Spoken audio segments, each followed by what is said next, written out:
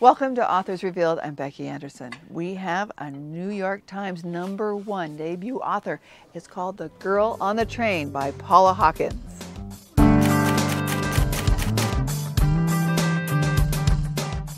Well, Paula, welcome to Anderson's into Naperville. Thank you very much. We are so thrilled you are here. I'm thrilled to be here. Oh my gosh, this is a book that we love hand selling. This is an easy sell. But I want to know how you're feeling, because this is incredible, debuting at #1 on the New York Times bestseller list.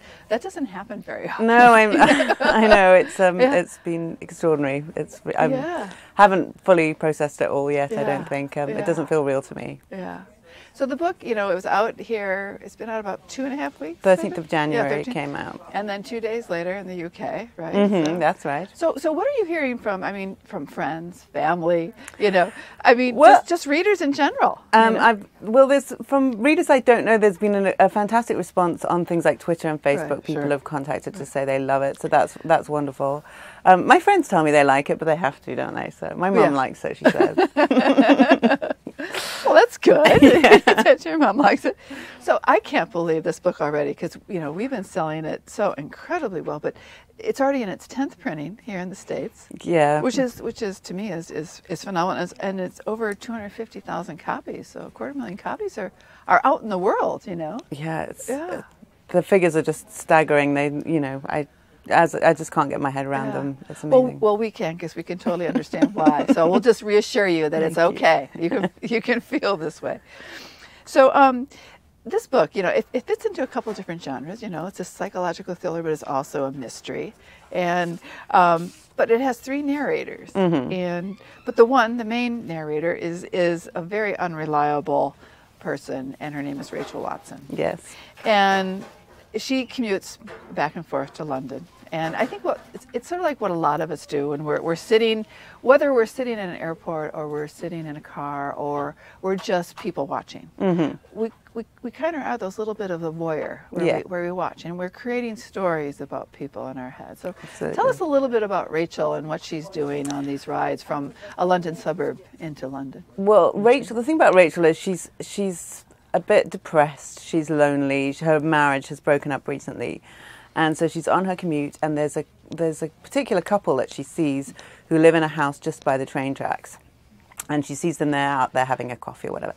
And she's basically become rather obsessed with them. She sees them as this golden couple with a perfect marriage, and she's sort of projecting a lot of feelings onto them and creating a whole narrative for herself about who these people are.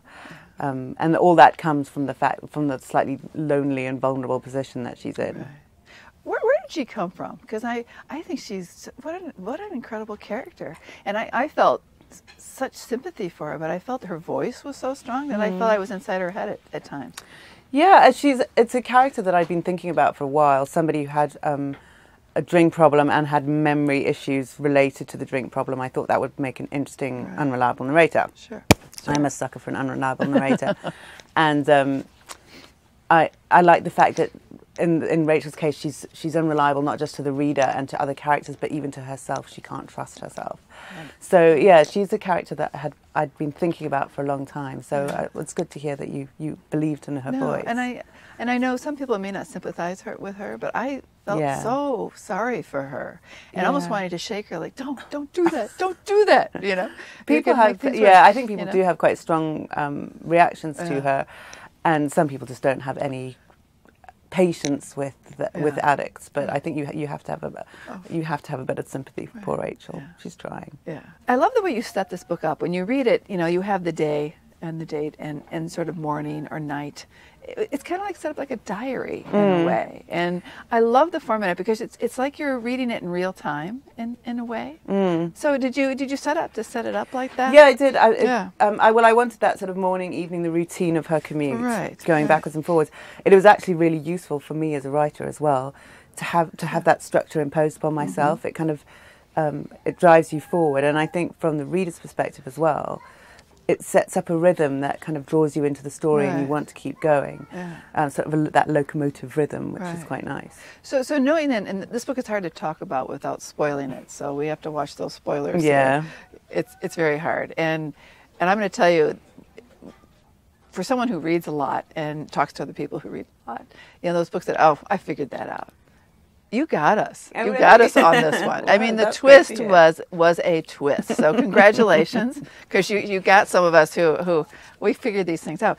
But just wondering about outlining when you're working on something like this, in a story like this, and knowing where to drop all the little breadcrumbs along the way. Because now when you do get to that twist, which we can't say what it is, and you've dropped those little clues along the way, is that hard to do that? And considering that you're telling this in 3 voices, mostly Rachel's, but or was it something you already had planned out outlining it, or did you let it surprise you? I'd outlined most of it. I knew basically where I was going. Okay. But there were things that surprised me. There were characters that sort of changed as I was writing them. And those actually, that's the really fun bit, when something you've created actually surprises you, and moments just dawn upon you. But yeah, I knew basically where I was going, because I don't have the confidence to just say, oh, well, we'll see where this goes. That would be terrifying. So when you're surprising yourself, you know it's going to surprise us for sure. I mean, a lot of Well, times. But it did. I think it did in those parts. The way you describe Rachel, even her physical appearance, she's always disheveled, her clothes are dirty, she's sweaty. I mean, all these different things about her. The visual part of this really created her in my mind. And I could so see her. And that voice of hers was just so strong. Did you sort of envision somebody like this? Because you must have done some research considering what alcoholism does in people who have blackouts and those sort of things. I read up about blackouts a bit. We live in quite a booze-soaked culture in the UK. Most people know someone who's been touched by these kinds of issues. Sure. But yeah, Rachel, we are seeing basically as she is hitting rock bottom. We're seeing her absolute worst when she's let things go, and she really isn't in a very good state at all. Yeah. But, the other themes of the book is the other 2 women that the narration is about, this couple she sees and creates this golden couple that she sees. And you find out, she gives her the name of it's Jess and Jason. Jess and Jason. Which aren't their names. But yes. Yeah. But find that her name is really Megan. And we can say that Megan ends up disappearing, but we do hear her voice in this. And we also hear from her ex-husband's new wife. But there's some other themes that come into this, and it's not only alcoholism and what it does to one person, but it's also, there's some domestic abuse in there. There's some other things that you throw into this story, that these 3 women, and they all have very distinct voices in this. So did you do any other research to put in those themes, or just not really? I think they're all there's things like infidelity, infertility, those kind of issues. There are things that they're quite dark, but they are issues that affect an awful lot of people, aren't they, in some way? We either know someone or have someone in the family. So I think there are issues that we read a lot about in the newspapers, that sort of thing. So I didn't do any specific research. Yeah. But I liked it's Anna is right. It's the other woman. The new wife. The new wife. She was the other woman. But now she's even the new her wife. issues as a mother. I mean, the struggles with that were so real. These women are all in their late 20s, early 30s, kind of, and it's a time at which issues around motherhood are really brought to the fore, aren't they? Everyone's making decisions about when they're going to have children, how many, and those decisions become sort of laden with judgment from other people. Make assumptions about who you are based on these very, really personal decisions that you make. Right. So that for me was quite an interesting thing to look at. Yeah. I really like the way Rachel, she doesn't know what really is the truth. We don't know what the truth is. But it's when all that collides is where we are guessing as much as she's guessing and wondering what is real and what is imaginary. Exactly, because she literally can't trust her memories, and she now isn't sure what she's imagined, and because her perceptions of other people are very off base because of the life she's living. She's really isolated herself. So she sees other people looking at her, and she imagines that they're disapproving of her. They're probably not even noticing her, but she's become quite paranoid. Yeah. And that paranoia, I mean, even where she's rooming with another woman, and even all the problems she's having, there's that cringe factor you have for her. I mean, it's so palatable in a lot of these situations. But also the way she's sort of stalking her ex-husband. Yes, But all these things she's doing, that she's lost sort of her self-awareness of how she's reacting Yes. to other people in the world. Yeah. Absolutely, and I think that comes with her isolation, that she's not really got a sounding board anymore. She's not got a friend to say, look, what on earth are you doing here? Stop it, pull yourself together. Yeah. But the book is, I guess, one of the descriptions you call it's slippery. Yes. And sort of, it does. It literally takes you on a literary ride on this train, but it is slippery because you're not sure. I think a lot of it is about our perceptions and how those perceptions shift, and I wanted that feeling to come across for the reader as well, that you're constantly making judgments about characters, and then that in the next chapter those might change depending on whose voice you're hearing. Right. There's been so many comparisons, and I want to know. I'm sure you're flattered, with the whole Gone Girl thing, but it's very different to me. I can see how people would compare it because I think just from the one aspect of being that unreliable narrator. Yeah. And in that book you had the two voices. Yeah. But here you have three. One who's particularly unreliable. But having those three voices, you're getting. Why did you choose three voices and not just do the whole thing from Rachel's? Because in another way, I guess you're seeing something from another person's eyes. Well, when I started writing the book, I was my original plan very early on was just to write it from Rachel's perspective. And then I felt, no, we've got to hear from Megan. In order to tell her backstory, I needed to have Megan's voice as well. Right. And then I decided that I'd introduce Anna as well, and I thought that was really interesting because it was good to be able to see Megan and Rachel from somebody else's viewpoint. Sure. Right. And also once I was in Anna's head, her character slightly changed. Once I was seeing everything through her eyes, her character started to change as well. So that did kind of develop organically, having the three narrators. And she was so interesting because you could sense all the different emotions she's got. I mean, there was so much fear. I mean, fear of Rachel in some ways. The mad ex-wife who won't leave them alone. Yeah, absolutely. Right. But also, and she's just had a baby, so she's in that quite vulnerable state where you're perhaps quite oversensitive about things, but she has a legitimate reason to be worried about Rachel's behaviour. So yeah. So the audio of this book, which is interesting, it's sort of a full cast kind of audio in a way. Instead of having one person doing the whole audio. No, they've got three voices. To do the three voices, which is very cool. I haven't listened to it, but it looks like it sounds like it would be fabulous. I have to say I haven't listened to it all the way through. Yeah. Perhaps I shouldn't say that. That's okay. You can say that. It's okay. It's okay. It's okay. So, knowing that the book came out just 2 days later in the UK.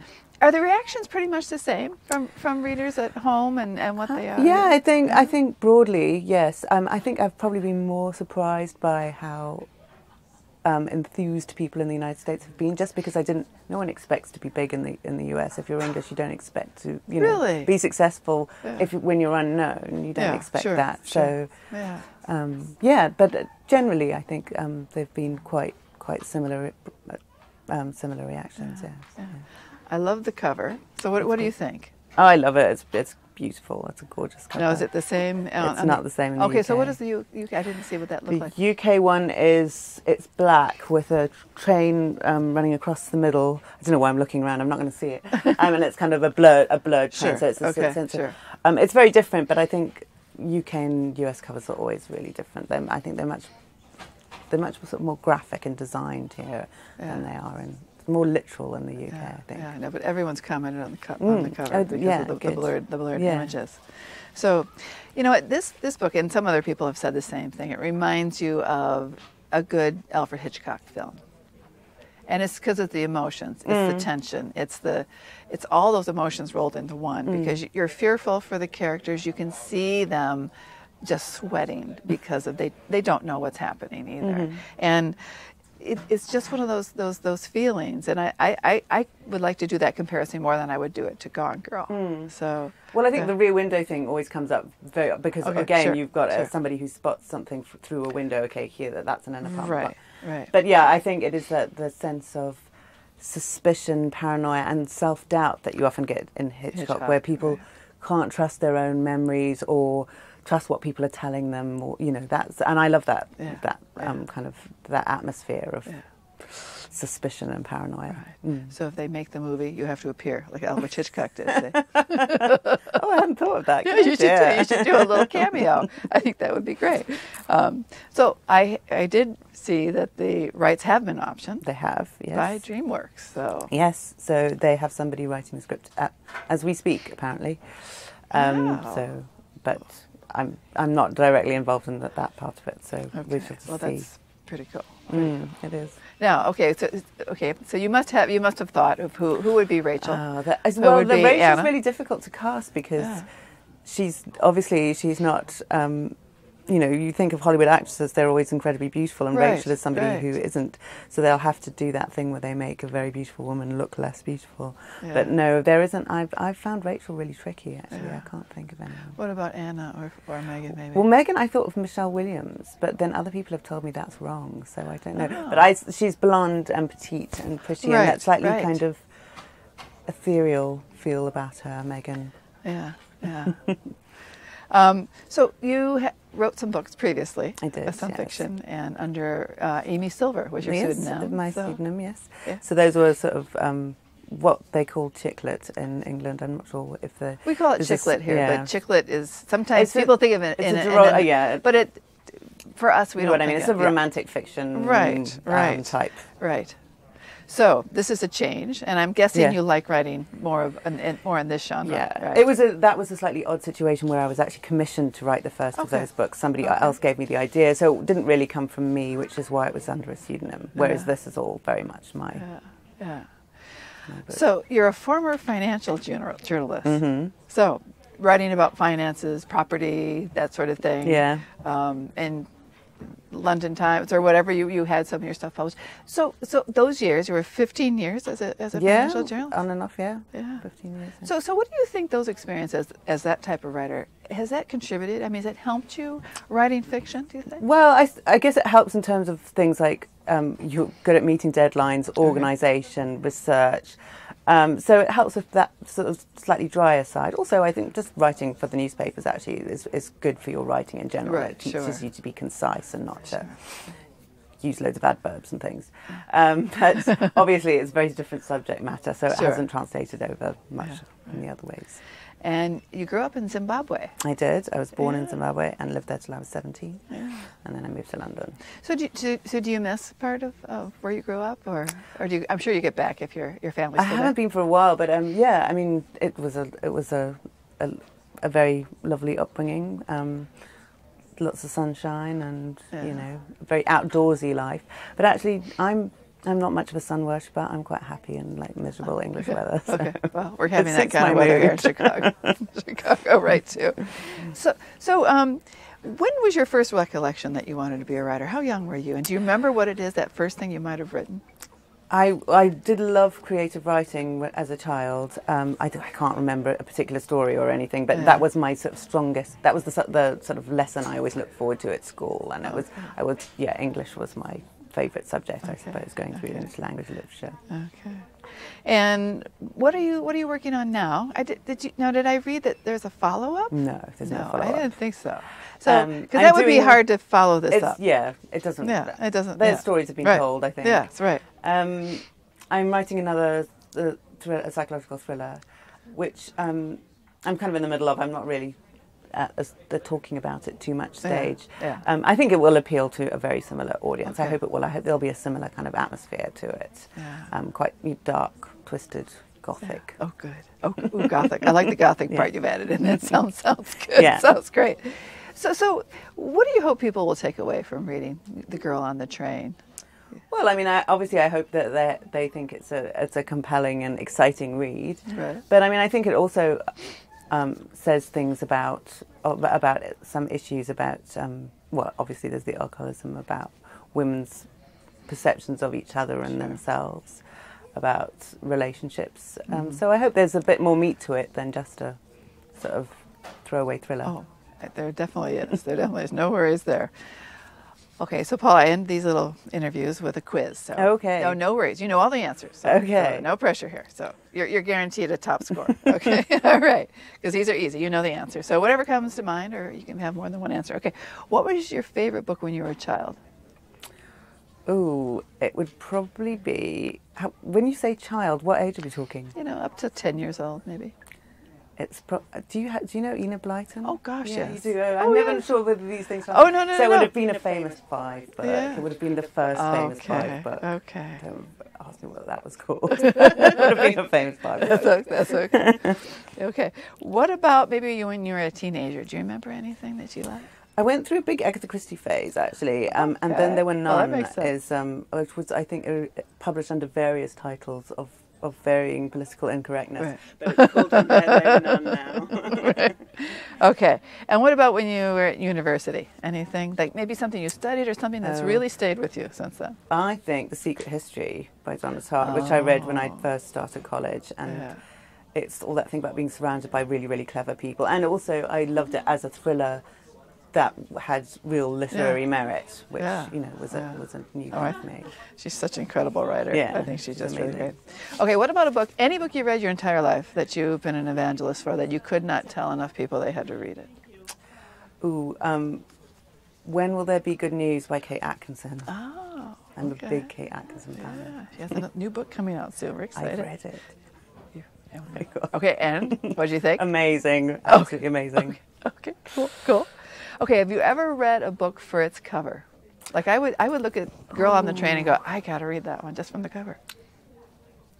I'm not sure that I probably have, but I can't think. Can't of remember right which now. one it is. Yeah. And I don't tend to be that swayed by covers. Okay. Actually, Okay. No, that's good. I'm afraid. Okay. All right. Here's the other question on the flip side. Have you ever faked reading anything? More of us do it in school. Oh, you know? yeah. I'm sure that I have.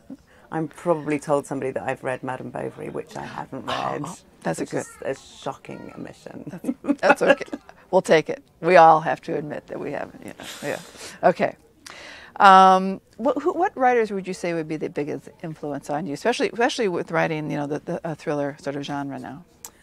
Well, as I suppose my interest in crime started with people like Agatha Christie, right, and then people like Donna Tartt, showing that there were so many possibilities in this sort of genre. Yeah. But I read a lot of psychological thrillers. I love Megan Abbott's Tana French. Loads of people. Paula Daly. There's an awful lot of people writing really good stuff. Louise Doughty, A.S.A. Harrison. Lots of people. Right. Mm-hmm. Okay, if you had a dinner, and you could invite 3 people outside of yourself, alive or dead. Literary people. Let's think literary. If you want to add someone else in there, you can do that too. Who would those 3 be to have a great dinner conversation? Dorothy Parker. Oh gosh, good choice. Virginia Woolf. Ooh, lots of drinking in there. And, oh, gosh, who else can I have? Emily Bronte. Whoa, the Bronte part is a surprise. That would be really I interesting. love Wuthering Heights. Yeah. Wuthering Heights is an amazing book. Yeah. Yeah. Wow, that would be a very interesting conversation. Okay, and what are you reading now or just read recently? Something that's... I'm reading a book called Unbecoming by Rebecca Sherm, which is amazing. It's really, really beautifully written. I'm really enjoying it. Okay, great. All right, you did very well. Thank you. A+. Thanks very much. Okay, well, Paula, thank you so much for sitting down and talking with me. Congratulations on Girl on the Train. Thank you. Wow, we're all just blown away by this book. So congratulations, and come back and see us with your next book. I will do. What a fantastic discussion. A book that has a twist you won't believe. You got to read this one. It's a New York Times #1. It's The Girl on the Train by Paula Hawkins. Thanks for joining me on Authors Revealed.